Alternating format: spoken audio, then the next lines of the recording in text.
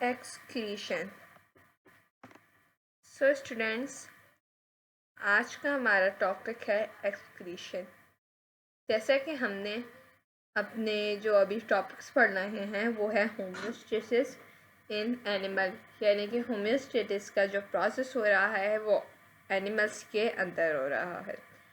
तो इसके अंदर डिफरेंट कंडीशंस आई, जैसे कि osmoregulation in terrestrial condition, osmoregulation in animals, यानी कि ओस्मोरेगुलेशन हुआ डिफरेंट कंडीशंस में।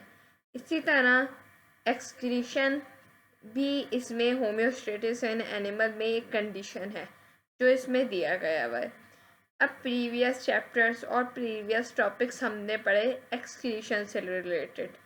अब उसमें एक्सक्रीशन इन प्लांट आया, एक्सक्रीशन इन एनिमल और डिफरेंट काइंड्स की जो है वो एक्सक्रीशन बताई गई।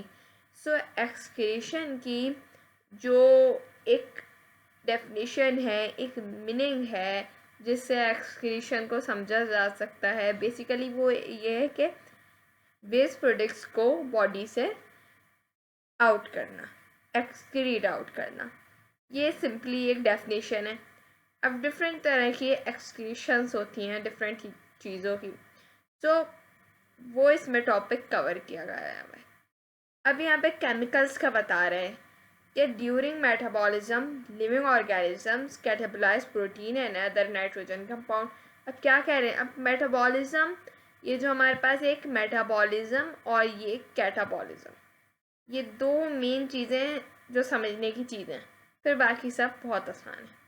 मेटाबॉलिज्म कहा जाता है केमिकल्स को, केमिकल चेंजेस को, कि जब बॉडी में कोई भी केमिकल चेंजेस होती हैं तो मेटाबॉलिज्म का प्रोसेस होता है, तो ये मेटाबॉलिज्म उससे कहा जाता है केमिकल चेंजेस को।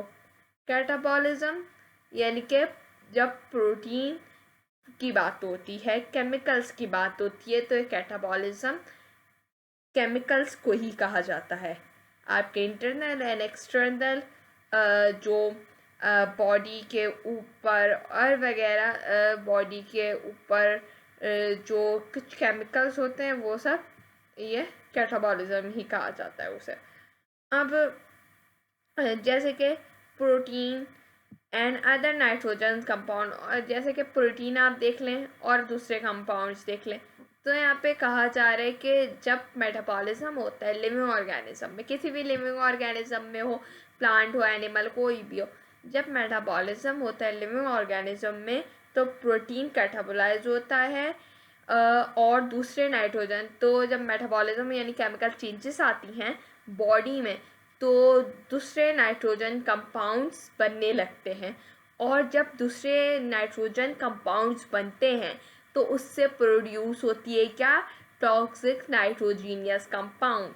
अब टॉक्सिक नाइट्रोजीनियस कंपाउंड क्या होते हैं, NH3, यूरिया और यूरिक एसिड, ये सब नाइट्रोजीनियस कंपाउंड्स होते हैं।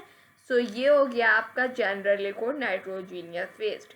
अब नाइट्रोजीनियस वेस्ट, ये डेफिनेशंस आपके पेपर में आ सकती है कि व्हाट इज़ नाइट्रोजीनियस वेस्ट, जैसे कि डिफाइंड टर्म्स आ सकता है, डिफाइंड टर्म्स में आ जाते हैं नाइट्रोजन वेस्ट, एक्सक्रीशन, ये सब कुछ आते हैं। सो ये आपका हो गया नाइट्रोजनस वेस्ट की डेफिनेशन यहाँ से यहाँ तक। तो इसमें आपने क्या जाना, नाइट्रोजनस वेस्ट क्या होते हैं कि जब मेटाबॉलिज्म होता है लिविंग ऑर्गेनिज्म में तो प्रोटीन कैटाबोलाइज होता है और उससे दूसरे कार्बन नाइट्रोजन कंपाउंड्स प्रोड्यूस होते हैं, और फिर वो जो टॉक्सिक नाइट्रोजीनियस कंपाउंड प्रोड्यूस हुए हैं वो यूरिया, यूरिक एसिड वगैरह हैं, और इसे जनरली नाइट्रोजीनियस वेस्ट कहा जाता है। आगे देख लें एक्सक्रीशन। एक्सक्रीशन क्या होता है, एक्सक्रीशन कह रहे हैं कि is this compound remain in the body and accumulate, कहने के जब बॉडी रिटर्न करती है ये नाइट्रोजीनियस वेस्ट को तो दैट कैन डैमेज, तो ये डैमेज कर देते हैं आपके सेल्स को और आपके ऑर्गन्स को। यानी कि अभी जो नाइट्रोजीनियस वेस्ट बॉडी से एक्सक्रीट हुए हैं, तो अगर ये एक्सक्रीट ना हो, ये रिटर्न हो जाए बॉडी में, तो ये आपके सेल्स और आपके ऑर्गन्स को डैमेज कर सकते हैं, इसलिए इन्हें बॉडी से रिमूव कर दिया जाता है। और इन नाइट्रोजीनियस वेस्ट को एक्सक्रीशन कहा जाता है। तो एक्सक्रीशन आपने जाना कि नाइट्रोजीनियस वेस्ट को एक्सक्रीशन कहते हैं। और ये क्यों रिमूव करते हैं, क्योंकि जब अगर ये रिटर्न हो जाए बॉडी में तो इससे जो है आपके डैमेज होंगे ऑर्गेन और सेल, इसलिए इसे रिमूव कर दिया जाता है और इस नाइट्रोजीनियस वेस्ट को एक्सक्रीशन कहा जाता है। इसके अलावा अगर हम आगे देखें तो इसमें है कि ऑन द हैंड, यहाँ पे on the hand plants metabolism.